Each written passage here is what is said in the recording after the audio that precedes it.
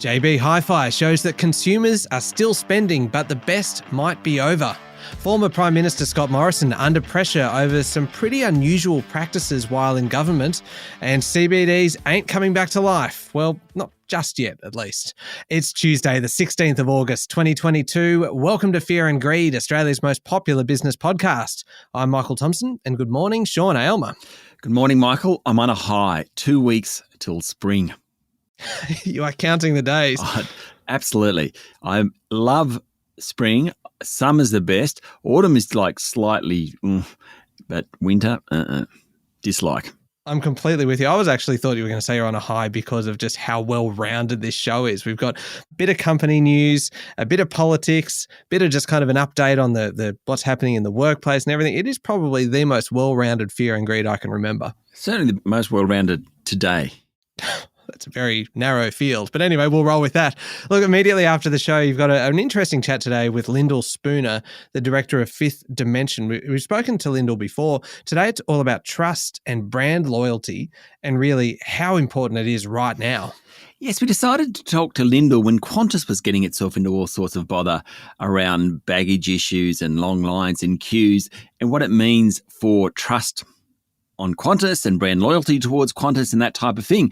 And that's kind of where this conversation starts, but it meanders through also, for business, just how important having a brand that people like and trust, how important that is. And I must say the upshot at the end of it is probably Qantas pulls through this okay because it has got such a great brand. Anyway, worth listening to. Yeah, absolutely. It's coming up a little bit later on. But first, the main story today, JB Hi-Fi has reported a strong 2022, but has warned that things aren't looking quite as rosy into the future. That's right. The company reported an 8% jump in net profit last financial year on a 3.5% rise in sales. The big movement, though, was in online sales, which jumped more than 50% and now account for about 18% of all revenue. There was also good news for shareholders with a big rise in the final dividends. It was a record year driven by consumer electronics and home appliance sales. There was good news around supply chains, with some brands, notably Samsung and LG products, becoming more available. That's meant JB has had to hire more delivery staff, but there's still a way to go. In terms of supply chains, there's still a way to go, but things are on the improve. But, and it was a big but, boss Terry Smart warned that the outlook is somewhat shaky due to falling consumer confidence. So, Sean, JB Hi-Fi is the first of the major retailers to report, and it really shows that last year was a bumper 12 months for spending. That's right, and July was pretty strong also across both JB Hi-Fi and The Good Guys, its other major brand. Mr. Smart emphasised that he thinks trusted brands will do best in the expected consumer spending slowdown.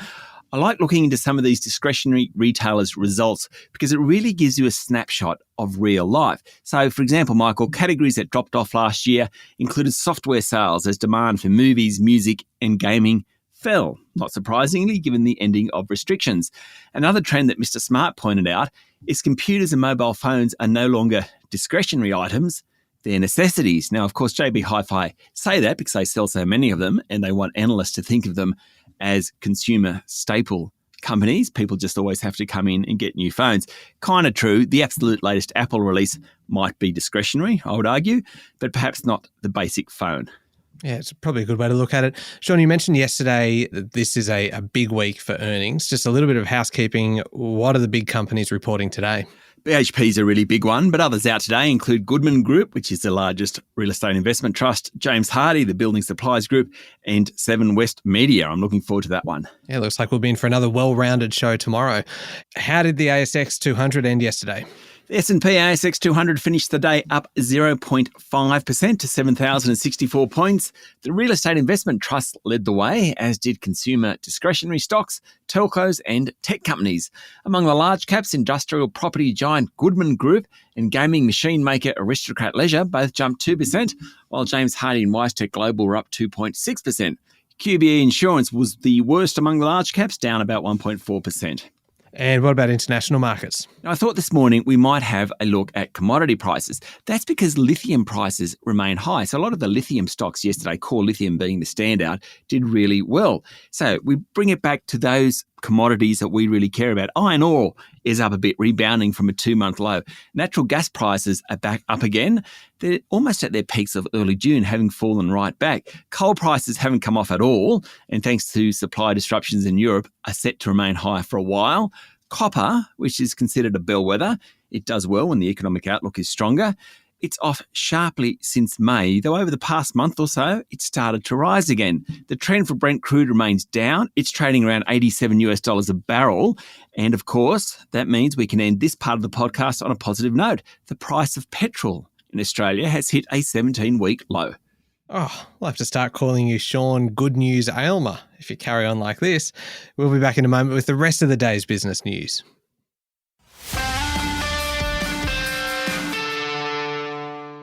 Sean, the big political story yesterday was that former Prime Minister Scott Morrison had himself sworn in as a shadow or kind of reserve minister for health, for resources and for finance, and not all the ministers who actually held those portfolios knew about it. The story is pretty incredible and was revealed in the Australian newspaper. Apparently, Mr Morrison had the Governor-General swear him in as co-finance minister at the height of the COVID pandemic, in case the finance minister, Senator Matthias Cormann, fell ill or couldn't perform his job. Now, Senator Cormann apparently didn't know that the Prime Minister had sworn himself in as a shadow minister. Mr Morrison was also sworn in as co-health minister, though Greg Hunt, the actual health minister, did know. Now, in both those cases, there's an argument, given the circumstances and the powers vested in health and finance, that it actually made sense, though certainly was highly unusual, seemingly unprecedented, and no one knew about it. Less understandable is Mr Morrison's decision to become co-resources minister, which could give him power over major energy projects, certainly influence. Prime Minister Anthony Albanese yesterday asked for advice on the constitutional legality of the move, while Nationals leader David Littleproud said the actions were pretty ordinary and disappointing. Former Deputy Prime Minister Barnaby Joyce came out and said everything was okay, no surprises there. And Governor-General David Hurley later in the day released a statement saying Mr Morrison was allowed to become a co-minister under the Constitution. Michael, I just don't think this passes the pub test. No, it seems a lot of the criticism of it relates to the lack of transparency around it.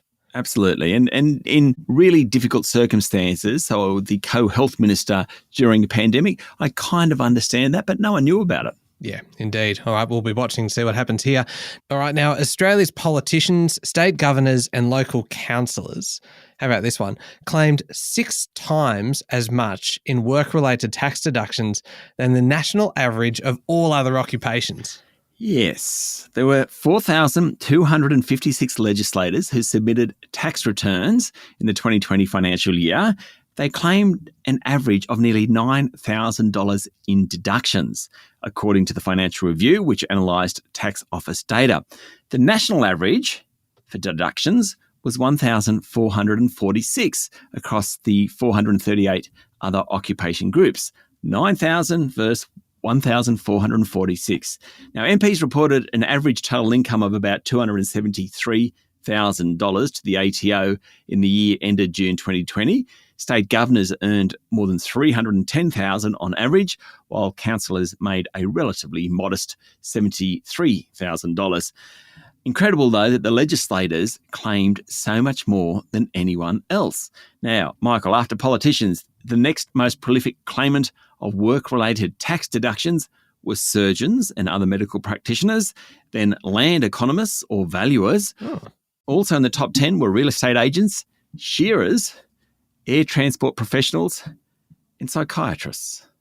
That is fascinating. I have no explanation. Some of those you think would travel a lot. So, valuers and real estate agents and even some politicians perhaps would travel a lot, maybe? Yeah, probably. I mean, all those ones, and shearers and the like would be out of home for a lot of the time. So maybe it makes a lot of sense, but it's a good little conversation starter. Sure is. Now, Sean, moving to a topic that we mentioned in the intro to the show, retail vacancies in CBDs around the country have risen significantly over the past 6 months, everywhere except for Sydney. Yes, well, the national CBD vacancy rate, and we're talking about retail outlets in city centres here, hit 17.4% in the first half of the year, according to property group CBRE. Now, Perth was highest at 28%.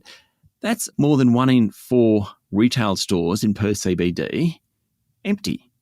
Pretty incredible, really. Wow. Brisbane was at 19%. Think of that as 1 in 5. Adelaide was at 18%. Melbourne hit almost 15%.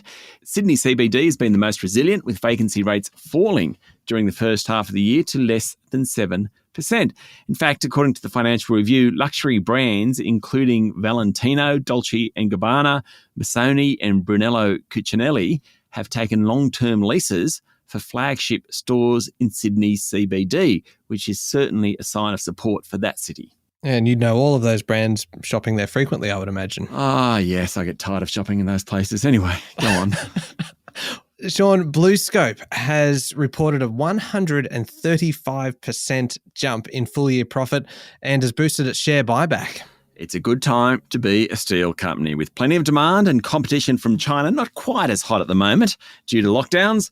BlueScope is a big company nowadays, worth more than $8 billion, and last financial year it made a net profit of $2.8 billion on $19 billion worth of steel sales. Pretty incredible. Its underlying earnings were the highest in its 20-year history. Now, its star performer has been its North Star mill in the United States. The US, in fact, contributes about half of BlueScope's earnings. All that is the good news, but the best might be over. Chief Executive Mark Vassella said steel prices were coming off after hitting unsustainable levels in the US, and there was some customer hesitancy on new orders. He was also very critical of what he called the dysfunctional energy market in Australia. Now, steelmakers use energy, lots of it, and all the problems along the east coast of Australia is pushing BlueScope's energy costs much higher. Mr. Vassella said the spike in energy prices were undermining BlueScope's competitiveness, and in the US, prices were about half that of Australia. Anyway, at the end of the day, BlueScope's share price jumped nearly 4%. Sean, Westpac reported yesterday for the June quarter, sort of. It didn't actually provide revenue or profit figures. That's right. And it actually doesn't have to. It just in recent years, there's been a trend for the big major banks to provide quarterly updates. Now, Westpac's update talked about the capital ratio, which is basically a measure of money set aside in case of bad times. That capital ratio was down a touch, while the level of bad debts is actually falling. That's great news. It's too early to see the impact of higher interest rates on bad debts, but at least Westpac is starting in a strong position. Sure. Now, this is an interesting story. Nine Entertainment has denied Chair Peter Costello worked as a secret Crown lobbyist for James Packer, as alleged in The Australian yesterday.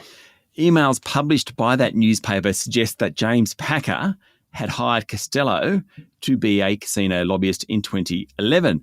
Now, the emails were from Mr. Packer to Mr. Costello. Mr. Costello wasn't registered as a lobbyist, and in a statement yesterday, Nine said that the former Treasurer worked as an advisor to Packer during that year, but did not lobby. Semantics, perhaps. The ASX-listed company Nearmap has received a takeover bid, Sean, from software investment firm Thoma Bravo, sending the Aerial Imaging Group share price up 25%. The takeover values Nearmap at just over $1 billion, close to double what Nearmap was trading at a couple of months ago. Since late June, Nearmap's share price has gone from under $1 to around $1.50 ahead of yesterday's bid. It closed yesterday at $1.88. The offer was received on July 6th, and the board of the company has granted due diligence access starting yesterday. An activist shareholder group, Market Forces, has made a formal complaint to ASIC about potential greenwashing by energy giant Santos. That's right. Greenwashing essentially refers to companies making misleading statements about their environmental efforts, and Market Forces alleges Santos chair Keith Spence and managing director Kevin Gallagher made such statements. Now, the claims are over comments made at the annual general meeting back in May, and are part of ramped-up efforts to hold energy companies to account over their environmental credentials. Santos is in the midst of this well and truly. Now, it plans to expand in Western Australia, Papua New Guinea and Alaska. Market Forces claims such an expansion is not compatible with the International Energy Agency's net zero emissions by 2050 recommendations. We'll have to wait and see on this one. All right, now we are coming into peak earnings season now, Sean, and there were plenty of results yesterday. Yes, it's always hard to know what to put in and what to take out. So I tend to focus on the bigger companies or the better known companies. So today, for example, diversified property group GPT reported a drop in net profit and a lower dividend. With the property groups, investors like to take out the market movements and so focus on earnings from operations. In GPT's case, that measure rose 8% and its share price ended up 5.4% yesterday. Another interesting one yesterday was Bendigo and Adelaide Bank. It reported a 7% fall in net profit for the full year and a flat dividend. Now, in banking, investors like to see what's happening to net interest margins. Basically, that's the difference between what a bank pays on deposits and receives on loans. In Bendigo's case, net interest margins fell 11 basis points. No unlike that, its share price ended down more than 8%. The good news from that bank, though, was that there's little impairment in credit quality. And finally, Michael, oil and gas group Beach Energy said net profit jumped 58% and underlying earnings were up 17%. This came despite lower production, but of course, Beach benefited from soaring demand and higher prices. However, the energy group's production outlook was downgraded. Well, it came in sharply lower than expected. That sent its share price down 11%. Okay, moving on to overseas news now. And China's central bank has unexpectedly cut a key policy interest rate for the first time since January as it looks to boost the sluggish economy. The rate on its one-year policy loans fell 10 basis points. The amount is less significant than the fact that Beijing actually pushed rates lower. While most of the rest of the world, the US, the United Kingdom, Europe, Australia, New Zealand, are pushing rates higher to curb inflation, China is lowering them in an effort to get the world's second biggest economy back on track. Price pressures in China are relatively benign. They're not worried about inflation.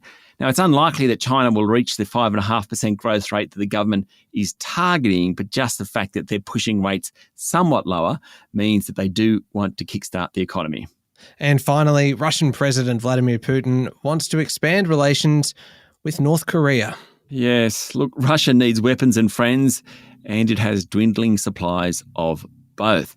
And so Mr. Putin sent a message of congratulations to North Korea for its Liberation Day holiday, and that message was reported by the media. The fact that it was reported demonstrates that the relationship is getting closer.